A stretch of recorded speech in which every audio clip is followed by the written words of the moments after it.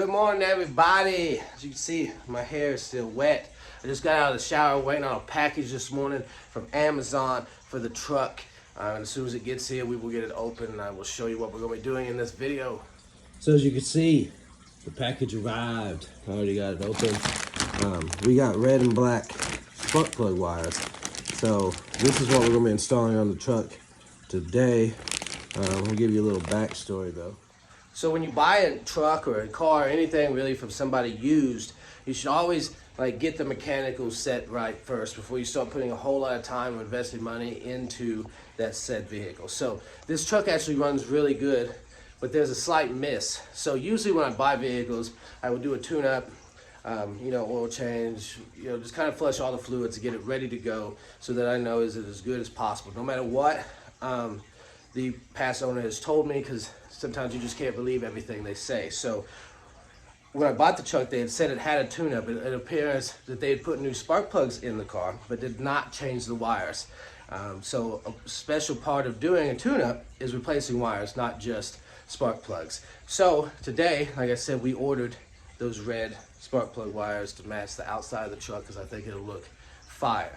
So we're going to go outside today and just get those put on. The reason I'm doing this is there's a slight, like I said, there's a miss, and I've noticed once the engine is warmed up and I open the hood, I can actually watch the spark jumping from the spark plug wire to the manifold, which is a common issue with this type of truck. It can happen if it is easier for the electrode to jump to a neutral point that way instead of through the spark plug where it's supposed to go if the wire is bad. So like I said, let's get on outside and I'll show you. These are really easy to put on. They're mostly pre-cut, so hopefully they'll fit pretty good without having to do any sort of finagling, and we can just get them put right on the truck. The thing that sucks about living in Indiana is there's always snow. There's more snow coming. So, we're just gonna have to bite the bullet and be out there. So the one that we have that's actually jumping is this wire itself. So this one is just kind of jumping back and forth off of this. So as you can see, each spark plug has its own wire. Then they run back. This guy actually has these all kind of zip tied up because you don't want them to be falling onto the manifold because they will melt. Then they just kind of run back there to the distributor point and connect on the top. So we're gonna have to get this took off. This may be slightly different on your truck or car depending on what you're doing a tune-up on, but if you're using this truck, you just kind of want to move your breather out of the way because it'll give you more access, as you can see, to the wires in the back. So what I like to usually do, which I'm going to have to go get some scissors so I can cut some of these zip ties, is do just one wire at a time.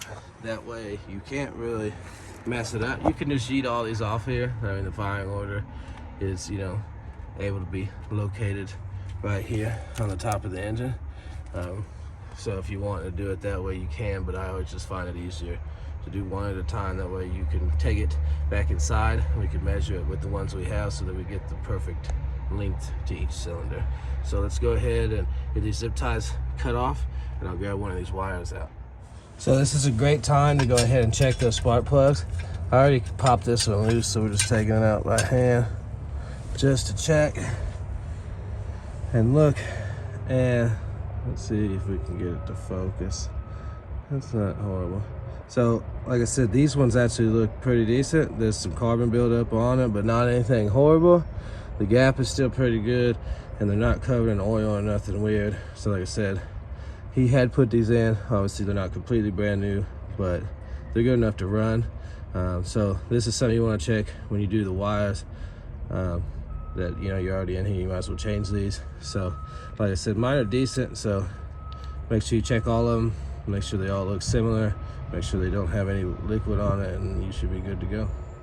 All right, let's grab this first wire here. Let's head inside and compare it to the new ones. We got all the wires laid out here, and we got the old one.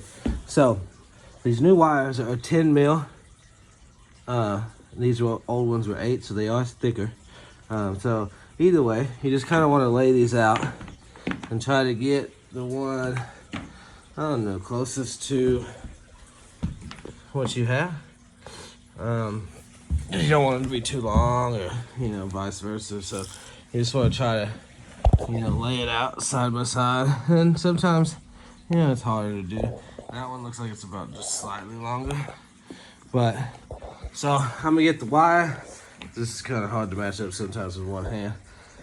And then we'll just go out there and plug her in. So I went ahead and we got one side done. So as you can see, they do seem a little long. Obviously I don't have them hooked up and directed. Because I may go grab one of the little holders and let it run down the valve cover. I think that would look cool. But we're gonna do the other side before I do anything, just to kind of gauge if maybe I gotta switch one of the wires, because like I said, we were just kind of half guessing it using the sides of the wire that was on here, and usually that works pretty good.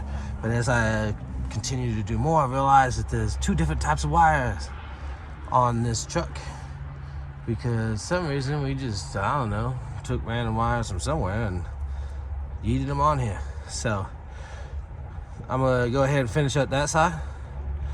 There is one thing that I noticed with these wires specifically. If you order these, I'll put them on, link in the description for Amazon. The boots here are a little long and they don't want to clip in this good enough, so I just kind of snipped about that much off, just enough to get it to clip on there real good. So just a note. But let's get over there, get that side all done, and then we'll make her look pretty. All right, so we got both sides on, and I mentioned something about getting some looms to hold it, but we don't really want to spend money, so we're gonna take these zip ties and I'm gonna make a loom, and I'm gonna show you real quick what that looks like if you decide to do that, because I got all of these. Why spend any money? If you forget, the point of this video, or not really the video, but the truck build, is to have a functional truck without spending a whole lot of money. So let's just get these zip ties on here and get her tied up. This is what one side will look like now. So all we did was kind of just wrap a zip tie around it, and then you put one in between. Makes these cool little looms. Kind of separates the wires, keeps them up off everything. Yeah, factory. Either way, that is going to be good enough for the girls we date. So let's get over there, get that side together, and breather back on it. So here we go, boom, boom, boom, boom. All right, so that is both sides done, and the breather's back on. So let's hop inside and we'll start her up, and we'll see what happens. See what happens.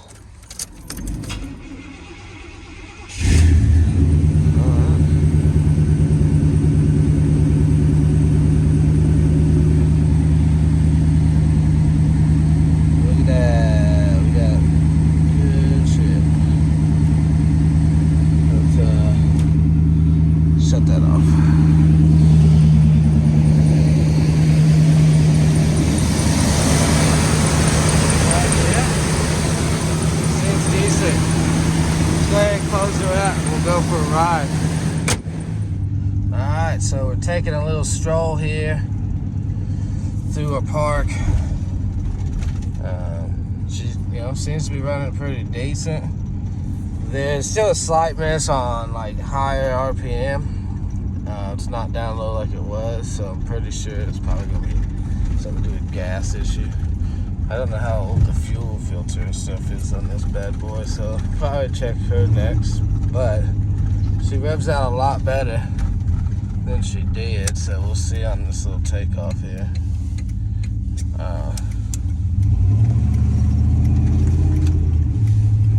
She just goes now, without much effort.